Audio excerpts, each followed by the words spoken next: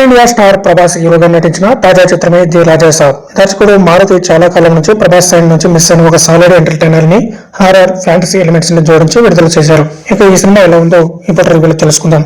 కథలకు వెళ్తే రాజు మతిమరుపు సమస్య ఉన్న తన నానమ్మ జానకీదేవితో కలిసి ఆమెను ప్రాణంగా చూసుకుంటూ ఉంటాడు. అయితే ఒకప్పుడు మహాసంస్థానానికి మకుటం లేని మహారానికి తన భర్త కనకరాజు అంటే ఎంతో ప్రేమ. అతని కోసం ఆమె ఎన్నో ఏళ్ల తరబడి ఎదురు చూస్తూ ఉంటుంది. ఈ క్రమంలో అప్పటి సంస్థానానికి చెందిన నమ్మకస్తుడు గంగరాజు కూడా కనకరాజు కోసం ఇప్పటికీ ఎదురు చూస్తారు. మరి అసలు ఈ కనకరాజు ఎవరు? అతని కోసం వెళ్ళిన రాజాసాబ్ ఏం చేశాడు? తన తాత ఏం చేశాడు? ఎందుకు కనకరాజు తన ఆస్తి పట్ల అంత మమకారం పెంచుకున్నాడు? కనకరాజుని రాజాసాబ్ ఎలా అడ్డుకున్నాడు అనేవి తెలియాలంటే ఈ సినిమా చూడాల్సిందే. ఇక ప్లస్ మైనస్ విషయానికి వస్తే ఇది డార్లింగ్ హీరో ప్రభాస్ అభిమానులకి ఎంతో కాలం నుంచి మిస్ అవుతున్న వింటేజ్ ట్రీట్ ని అయితే అందిస్తుందని చెప్పొచ్చు. ప్రభాస్ వన్ మ్యాన్ షోతో ఈ సినిమాని తన భుజస్కంధాలపై మోసుకొచ్చాడు.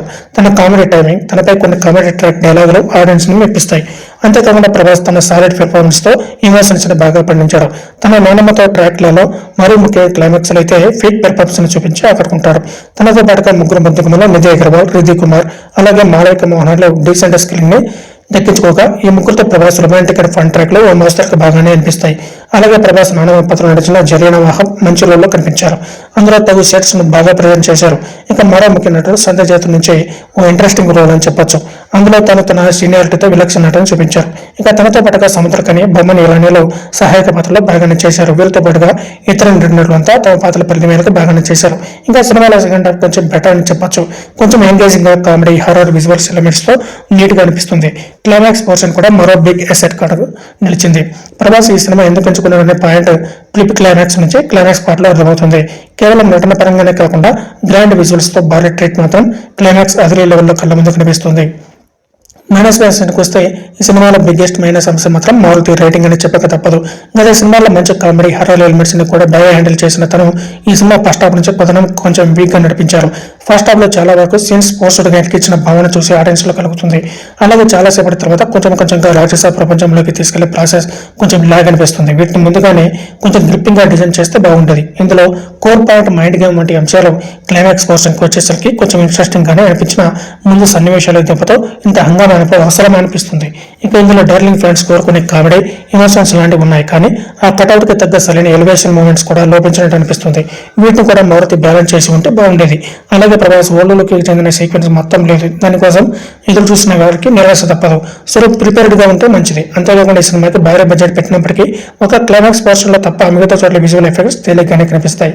ఇక టెక్నికల్ విషయానికి వస్తే ఈ సినిమా నిర్మాణ విలువలు బాగున్నాయి. సాలిడ్ అండ్ గ్రాండ్ సెటప్ తో మంచి ప్రొడక్షన్ డిజైన్ చేసుకున్నారు. అంతేకాకుండా రాజసభ హౌస్ లో దెయ్యాల రూపకల్పనలో ఇంకా అందులోని ఇంటీరియర్ తో మారుతి సృజనాత్మకత కనిపిస్తుంది. ఇక తమిళ సంగీతం బాగా ఉన్నప్పటికీ బ్యాక్గ్రౌండ్ స్కోర్ లో క్లారిటీ మిస్ అయింది.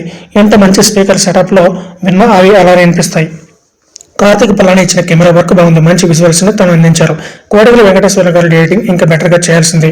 ఇక దర్శకుడు మారుతి విషయానికి వస్తే తన ప్రభాస్ ని బాగానే చూపించారు. కానీ ప్రభాస్ ని బాగా ప్రజెంట్ చేయాలనే క్రమంలో మిగతా కథను కొంచెం ఇబ్బందికరంగా నడిపించారు.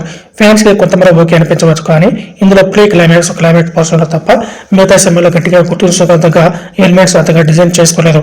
కానీ ఆర్ట్ పరంగా ఇది వరకు ఓ ఇంటర్వ్యూలో చెప్పినట్టుగా గ్రాండ్ విజువల్స్ తో తన విజన్ ని మాత్రం అద్భుతంగా ప్రజెంట్ చేసిన విధానం బాగుంది.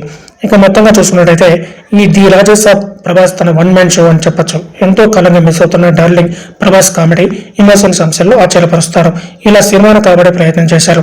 అలాగే అక్కడక్కడ కామెడీ సీన్స్, ఇంకా క్లైమాక్స్ పోర్షన్స్, అందులో విజువల్స్ గ్రాండ్ గా అనిపిస్తాయి. కానీ వీక్ ఫస్ట్ హాఫ్ కొంచెం ల్యాగ్ కనిపించే క్రమంలో ఇందులో బలహీనతలుగా నిలిచాయి. సో తక్కువ అంచనాలో ఎక్కువ ఓపిక పెట్టుకుని ఈ పండుగ మూమెంట్ చిత్రాన్ని క్లిక్ చేస్తే మంచి